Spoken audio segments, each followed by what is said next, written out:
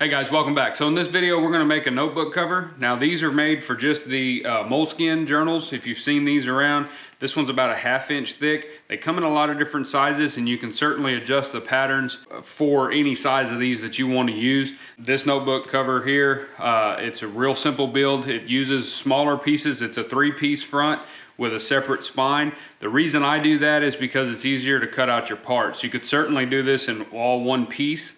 Like we did our portfolio. If you've seen that video, you could do this all one solid piece. But I find that if I can break it down into smaller pieces, I can work up my scrap pile a little bit easier. And so if I've got some blemishes in the hide, I can kind of work around that. But then on the inside here, you know, I've got a pocket. This one here doubles as like a loose leaf paper pocket as well. And then for business cards or whatever you want to put in there, little business cards. And this book just slides in just like any other book cover. So these Moleskin journals, you can certainly use any kind of journal that you like. I get these at Barnes & Noble's here locally just because I can run down there and grab them. But the next batch I order, I probably will get on Amazon just because they're probably a little bit cheaper and then I don't have to go to town because I don't like going to town.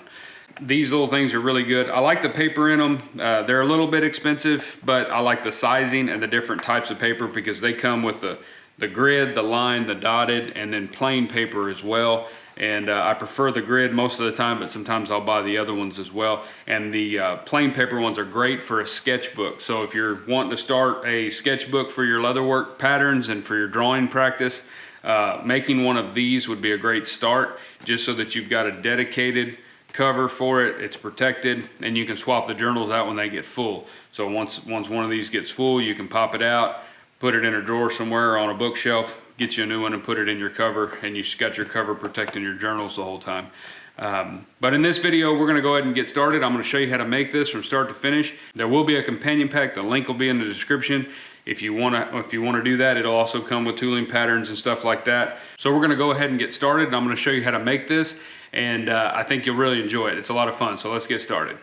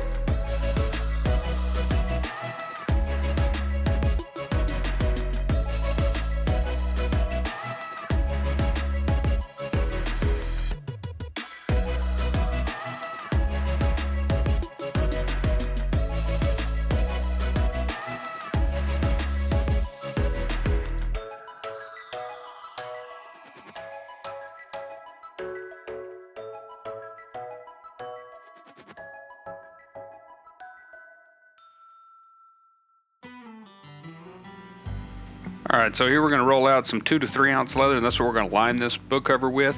And so I'm just going to use my back panels here to cut out my overall liners. You will have patterns for the liners as well if you do get the companion pack. All right, and here we'll cut out our pockets. We'll get one pocket for each side, and that's what the book will actually slide in under, and our little credit card pocket. And this is just 2 to 3 ounce Herman Oak linen leather, or just Tulin leather, and that's what I would suggest for this.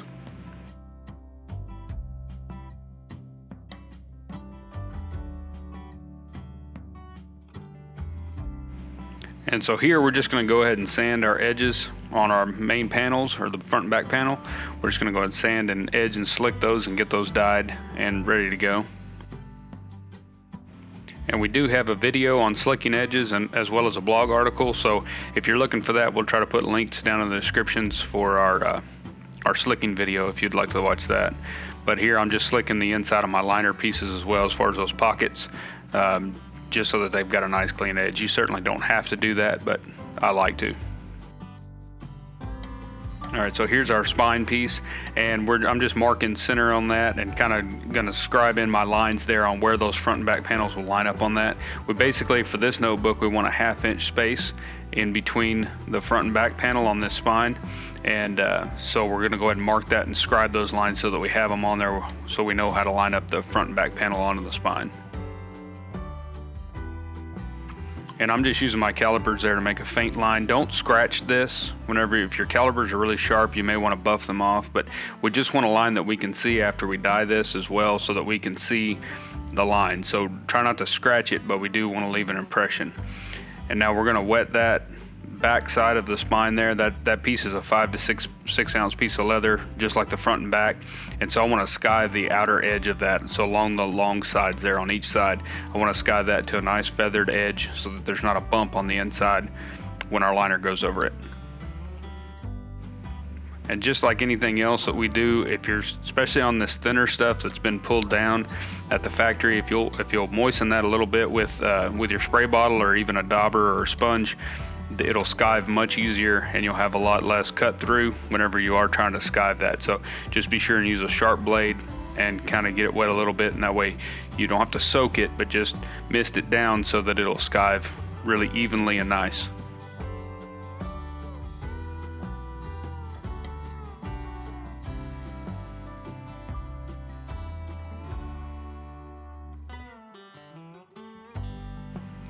So here I'm just using my panel, the left side panel there, trying to figure out just so that I can get that credit card slot kind of straight. I'll have it marked on the patterns if you do get the packet of where that goes, but I'm just trying to envision kind of where it's going to be so that it's straight when we put that pocket in. And then we'll glue that in place and get that ready to sew. We'll go ahead and sew that credit card pocket on before we go any further, and that way that part's done and we can just put that pocket in to our notebook.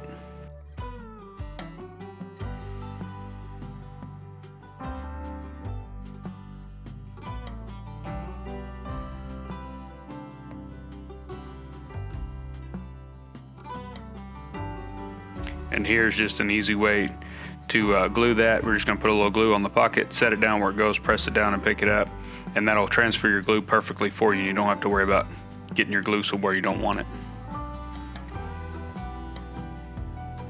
Okay, so we're going to sew this on the 3115 Singer, and don't sew up the side. You're going to sew just the bottom and the right side edge. When we sew the book up, we'll sew that longer side up around the edge when we sew the book completely up.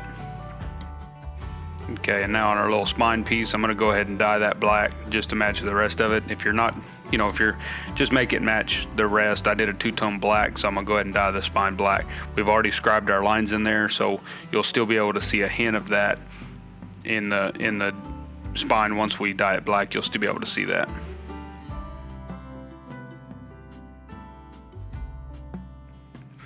Okay, so here I'm just going to check and make sure that my spine is long enough. When I cut my spines out for these, I usually always cut them a little bit long so you can trim them, because sometimes your front and back panel will stretch just a little bit when you tool it, and so the pattern will be perfect, but I would suggest cutting it just a little bit longer just to be safe, so you can always trim it off.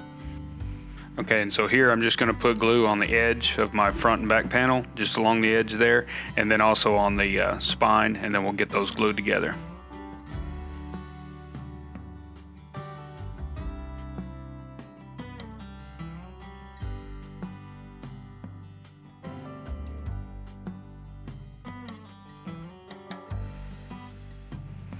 Okay, so now our glue is dry and ready to go.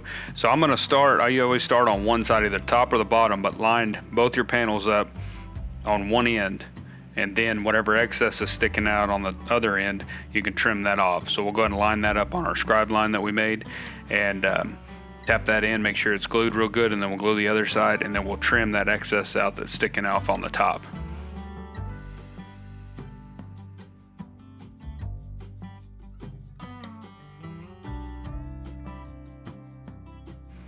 Alright, so as you can see here, we've got a little bit hanging over. I'm going to use a little square and just run a straight line between the two and just trim that little piece off. That's the best way I've done them. I've cut them true in the past, and then if that panel stretches, even with tape on it or poster board, then your spine is too short and you got to make another one, and that kind of just slows you down. So I try to be sure and leave myself enough that I can trim off. And so it's not tooled, we're not worried about anything there, so it's really simple just to trim it and make it fit.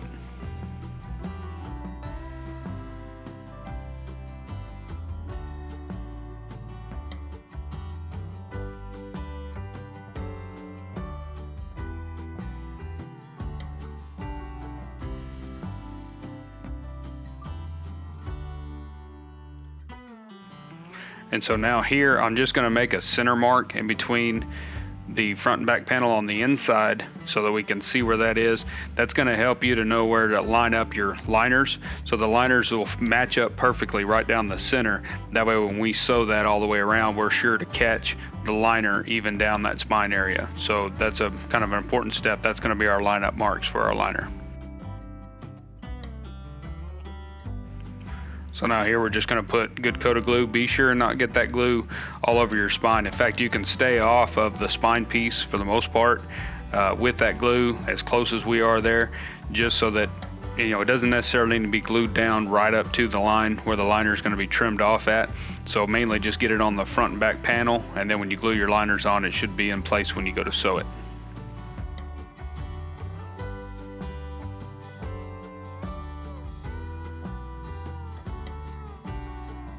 So our glue is ready to go. So what we're going to do is go ahead and line those liners up on our center marks on that spine like we did a minute ago. So we're going to go ahead and line that up, and that should take you out to the edge where you need to be, and we'll just glue those in place. Be sure as you're gluing these down to kind of go from the middle to the outside, just so you don't get a wrinkle. Just kind of be careful there. If you get a wrinkle, and once that glue sticks, it's pretty well stuck, and it's hard to pull it off if you kind of get a wrinkle in there. Then get it pressed down, and then I'll use a piece of glass usually just to kind of rub that liner down real good and make sure it's stuck everywhere, just so that when it folds and stuff like that, it doesn't come loose and cause any other kind of wrinkles there too.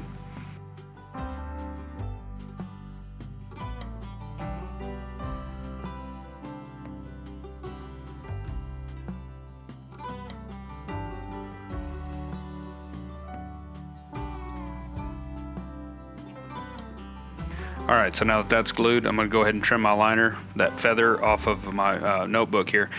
The reason I'm going to trim that right now is because I want to be able to see where the outer edge of the book is when I line up the inside pockets.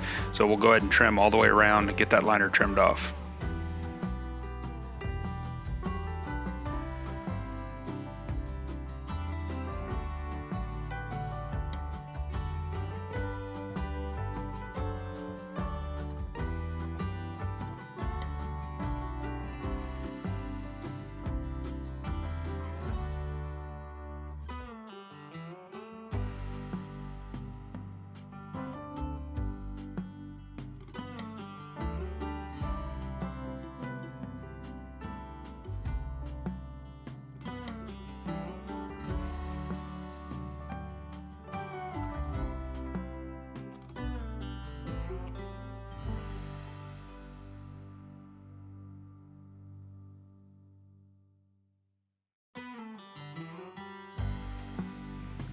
Alright, so here we're going to take our groover and we're just going to groove around the front and back panel. Now we're going to sew each panel in a complete square. So the front panel complete square and the back panel a complete square. We're not going to sew across the spine at all. It's such a short distance and it's not lined, there's no reason to sew that, and it looks a lot cleaner if you're not stepping down from the front panel to the spine then back up to the next panel.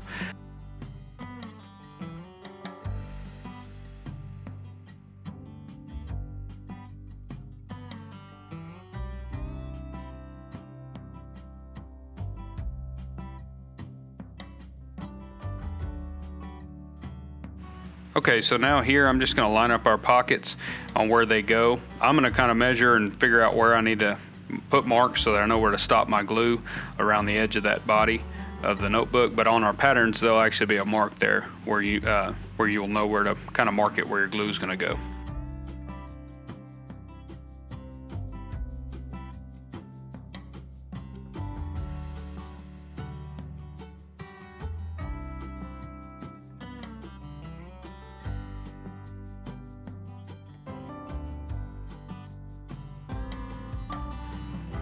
Okay, so here we're going to go ahead and put our glue on both the body and the pockets. A little advice is just use a little bit of glue. Don't put a big swath of glue around the edge there and then on your pockets. If you glue them down too much, you're going to have to go back in with a spike when you're done and break that glue loose so those pockets are actually opened up enough for the book to fit in there. And so a little bit goes a long way. All we're trying to do is use the glue to hold the pockets in place while we sew them. So don't get too crazy with your glue.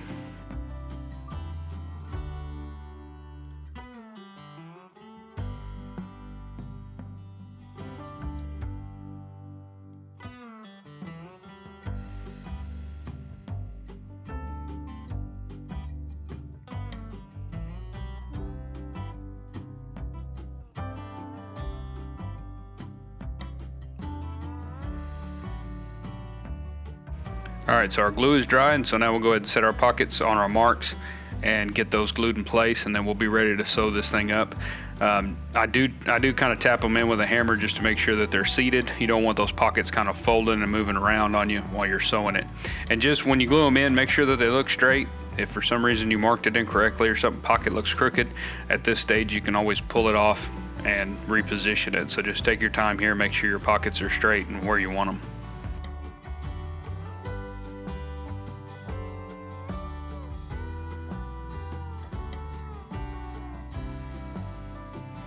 And with this book being 5/6 ounce for the body and 2/3 ounce for the liner, the Singer has no problem sewing this. And so I'm going to go ahead and sew it on here just because it is a lot lighter leather and I don't want to have to readjust my bigger machine. So we're just going to sew it on that. You can certainly sew this on whatever machine you have or buck stitch it or even hand stitch it. It's not that big and it'd be simple to do either way, but I'm going to go ahead and sew this on our 3115.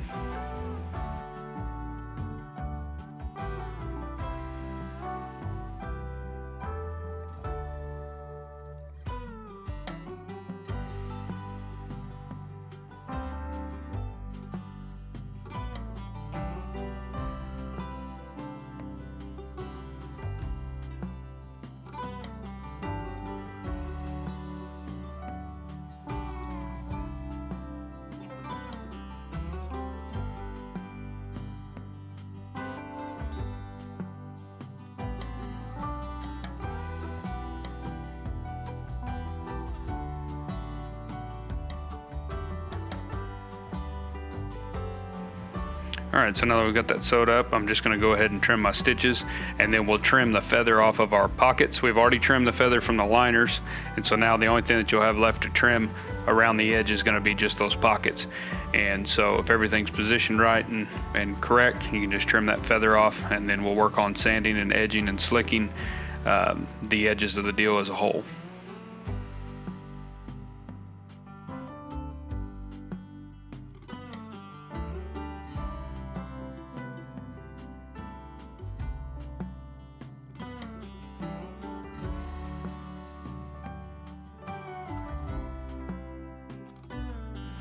Alright, so now all we've got left to do is just to trim our spine area out. And so what I'll do is I'll take a spike and just, if there is any glue or whatever, just break that loose up to the stitches going along the spine, and then I'll just take a razor blade knife and just trim that excess feather on the outside of the stitches. And that's just going to open that spine area up and make it fold really nice. You could certainly use a nice edger here if you've got a good number 3 edger or so. Should be able to just trim right along the stitches with that edger in one quick swipe. My number 3 is dull at the moment, so I was just using my razor blade knife, and it works fine. Just be careful not to cut through the spine. But if you'll use that spike to break that loose and kind of stand that little feather up like that right there, then you can trim that really easily with just a little razor blade.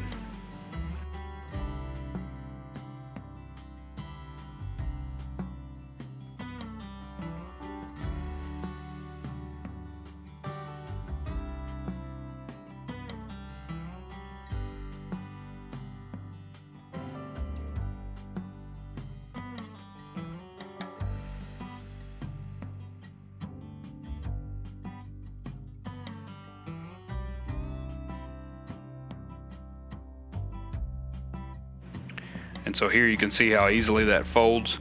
That spine being thinner than the rest of the book gives it a nice breaking point where it'll fold. And so now I'll take my spike again and just kind of, in case I got a little too much glue, we'll just kind of break that loose with the spike, and that'll allow that book to slide in there really nicely. Like I said, if you put too much glue in there, it's kind of, you got to fight it to try to get that glue broke loose. So just go a little sparingly on your glue on those pockets.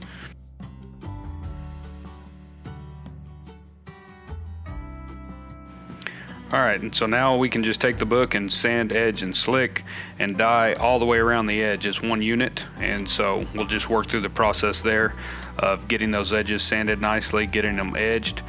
I'm using a number 2 Berry King edger to edge this. Like I said, 5/6 2 3-ounce liner.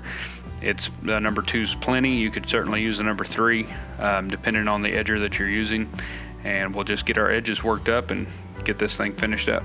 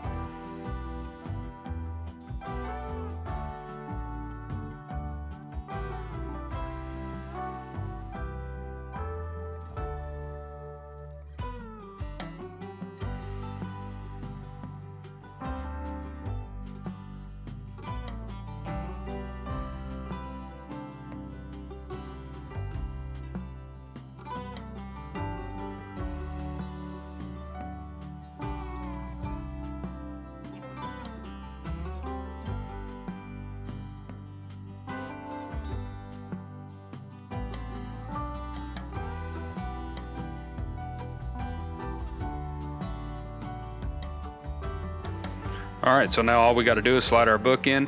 Now if you've made your own pattern, if you've got to really fight that book to get it in there and it's really hard and to get it to fit, next time you make one, try to give yourself even more space around the edge. Like I said, this one's about 3/8 or so. You might go a 1/2 inch space around the outside edge of a book, but usually they should slide in really easily and shut good and stay shut. And so if you've done everything correctly, they should fit really nice and snug and look like it's meant to be in there.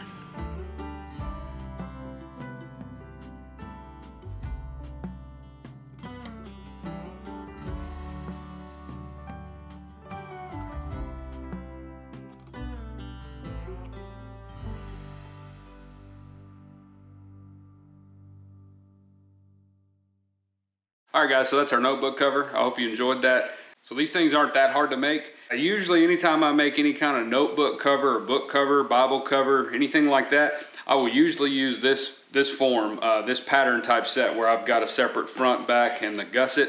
And it seems to work the best. I've done them many different ways, and I've seen a lot of different ways a lot of people do them. There's certainly other great ways to do it. This is just my preferred method. So usually anytime I'm making any kind of book cover, that's the kind this is the way I'll do it. And all I've got to do is just adjust for the size, the height, the length, and the thickness of the book that I'm covering, and it usually works out great. Remember, if you are designing one of these for a special, like a Bible cover or a different style notebook, or just kind of patterning one up for yourself, be sure and give yourself enough around the border. You want to be sure and give yourself plenty of room. As you can see in this book here where the actual book stops, I've got a pretty good little spacing in there, and that comes out to about 3/8 of an inch. So I've got about 3/8 of an inch outside of my actual book. So if your book is 10 inches tall, you need 3/8 and 3/8, so 3/4 of an inch at least over the actual size. That'll usually give you enough room. Don't be scared to go a full inch if you're worried about it, because I've made these before and then it's hard to get the actual book itself inside the pockets because I didn't leave myself enough clearance. And a lot of that has to do with how far in from the edge that you stitch. If you were going to buck stitch, say, or use a bigger stitch or come further in from the edge, you may want to give yourself more than 3/4 of an inch outside. So 3/8 on top and bottom or on front. So 3/8 around the edge. So you might go half just so that you have enough room. Because I've certainly made these before, and it's a real booger to try to get that book in there because it's almost where the stitches are, it's almost the exact same size, and it's really tough to get it in there. So when in doubt, give yourself a little bit extra around the edge. But all in all, they're not hard. If you buy the companion pack, you will have all the patterns for this Moleskine book. I'll put the links in the description for this exact book, either on Amazon or wherever I can find the link. Just be sure you're getting the right book. That's what these patterns will be for, is for this particular Moleskine book. And if you want to try one and you want the patterns, that's great. If you don't, they're not really that hard to design, as you can see in the video. And then this size in particular is fun because it's got a lot of space to tool, so you can do a lot of neat stuff, but it's not so big that you're there 2 or 3 days tooling on it. You can usually motor through these pretty quickly. We thank y'all so much for everything. I hope everybody's Christmas is going good. I hope your books are full. Hope you enjoyed the video. Be sure and subscribe. If you got any questions, email me. Be sure and sign up for the Leathercraft newsletter. You're going to want to be a part of that. Thank y'all. We'll see y'all in the next video.